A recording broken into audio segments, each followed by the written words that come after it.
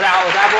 大家好，我是阿米，我们是五知告，我们把知道的告诉你。所以我们今天要来知道些什么事情嘞？阿米，我们今天呢要来讲一个最近很常听到的东西，很常听到的东西。没错，那就是 NFT。最近到处都会听到，NFT 元宇宙，那到底是什么呢？阿米大概知道了吗？我就 Google 说 NFT 的全名就是 Non-Fungible Token， 然后中文名字就是非同质化代币。我大概就只了解这些啦，不过就是看了大家的一些评论啊，或者是讲这些事情的，有人说它是一个投资，也有人说它是一个骗局，在玩这块的人说它可以带给他一些经济上面的翻转，但确实是什么呢？我其实还不太了解。没有关系，我们今天这一集就是要告诉大家 NFT 是什么东西。首先，在讲虚拟世界的资产之前呢，我觉得要先跟大家沟通一个概念。像老一辈的人可能不知道，我们花个3、5万啊，买一双球鞋，或甚至是10几万能买一个公仔。阿波，你鞋子都这么贵吗？没有。看我长辈们啊，他们会花大钱去买一些古董，甚至是一些油画、书法，还有一块茶饼，普洱茶饼。我就不知道他们的想法是什么，等同于我知道我朋友他们会花几千块甚至到几万块买一张 NFT 的图片，那我就觉得说复制贴上就好的事情，为什么要花这么多的钱？对，你刚才有讲到一个重点，复制贴上，是这个是重点。就像你刚才讲的，有些人就会认为说，这个 NFT 整个会不会是一个盘式骗局？如果大家的思考停留在这个逻辑里面的话，那我们接下来要讲 NFT 的概念就会变得很困难。我们要先跳脱这个逻辑这件事情。在内地的2020年度，有大概10.69% 80后的人呢，他们已经在遗嘱里面填上了虚拟资产。对，甚至90年后的人更多，数字高达21.35%。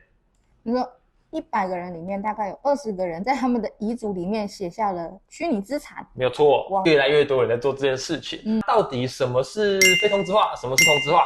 对，我接下来用一张图来告诉大家。这张图呢，主要分4个象限，左右边呢分别是非物质跟物质，对，上下呢就是同质化跟非同质化。好，那我们先看右半边的同质化的资产，很简单，就像是钞票啦、黄金、石油这一些都是同质化的资产。对，主要他们的意思就是他们可以互相的替代、交换，然后甚至可以分成更小的单位。然后你跟我在交换这个东西的时候呢，我们心里不会有压力。假设你有1两黄金，我有1两黄金，我们交换不会怎么样。我也可以用我现在有1两黄金，我去跟人家买1两黄金，买过来我就变成有2两的黄金。它是可以堆叠的。然后互相交换不会有心理压力，这个东西就是所谓的同质化。非同质化的话，生活中就更多例子了，例如说房子、车子啦，然后你阿公收藏的古董啦，还有什么艺术家的作品，这些等等都是非同质化的东西。就是你手上的那个，你阿公手上那个古董，跟我手上的这个虽然长得可能是一样的东西，但是其实它是不一样的价值。我跟你阿公交换，你阿公可能会杀了我。这种东西就叫做非同质化。就像我去英歌做了一个陶土，跟名人做出来的陶土不一样的意思吗？对，我再举个例子好了。阿米，你有没有玩过游戏王卡？没有。没有玩过游戏王，那你有看过吧？看过。它单一张游戏王卡，黄金青眼白龙，它在法拍的竞标价就高达了3.8亿的台币。可是你现在回家，你去翻你可能小时候的游戏王卡，肯定没有办法跟它换。简单来说，像这样子的话，就是非同质化。接下来我们就进到虚拟世界。虚拟世界中呢，对应的同质化的东西呢，就是所谓的虚拟货币。例如说以太币啦、比特币啦，这些都是同质化的东西。那非同质化就是我们今天的重点，就是 NFT 非同质化代币。NFT 呢，它是基于区块链上用的确权的技术，它就是一个虚拟商品的所有权的电子认证或者是凭证，它不一定是只单一个东西，任何的东西，任何的数位资产，它都可以当作是一个 NFT。没错，你 NFT 可以是一张图啊，一首歌，一个动画，甚至一段文字，对，或是你的数位健康检查报告，你的电子毕业证书，对吧？都可以当做一个 NFT。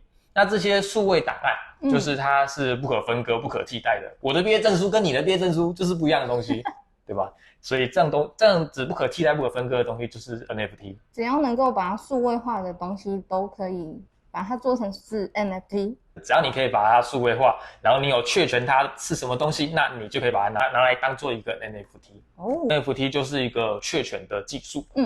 它是透过区块链上，然后建立一个识别的代码。对，然后就是整个区块链的技术呢，来为你这个档案上一个电子指纹。简单来说，讲白话一点，就是你的东西有一个指纹，别人的东西就算跟你长一样，也不是同一种东西。你拥有这个 NFT 这件事情，就是整条区块链上都能够确认到，而且几乎是没有办法修改篡改的。对啊，所以很多的数位创作者啊、数位提供者都能够放心的运用这个确权的技术，然后去开展自己的数位事业啊、数位档案事业，或者是优化它的工作流程。一旦这个东西你在网络上可以确权的认定它的所有权的话，那它的价值就可以相对被肯定。所以我这样理解，假如说我真的拿了我的毕业证书做成一个 NFT， 那在这个区块链上面就有属于它的代码，对吧？对，然后那个代码呢，就是电子指纹。如果有一天有人也拿了同样一个跟我一模一样的毕业证书，说那是他的，但是他却没有那个指纹代码，那个代码，那就是可以确定说他不是真的，是不是？对，没错。对，就算他长得跟你一样，但是他没有你的大拇哥，那就是不一样的。简单来说就是这样，没有错。好，我再举一个简单的例子好了。假如我手上有一个村上隆发出来的 NFT 小花，现在价值大概就是6以太。6以太，台币现在大概50万。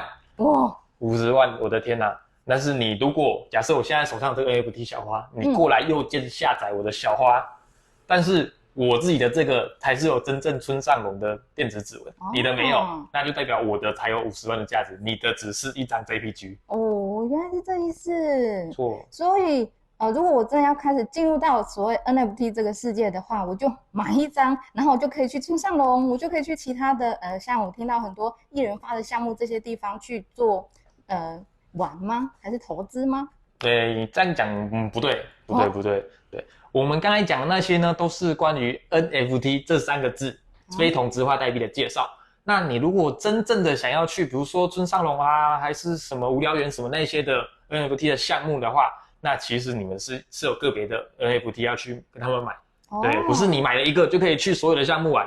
对，那关于 NFT 呢，这些项目呢，它其实有成千上万，几乎每天都会有不同的新的项目方进来，然后创造一个 NFT。我们如果要在今天把这些全部都介绍一遍，是介绍不完的。想要知道更多的项目资讯跟介绍吗？按赞、订阅、分享、开启小铃铛。那我们五志告下次见，拜拜。大家好，我们是五志告，把我知道的告诉你。这一集我们要聊什么嘞？等一下。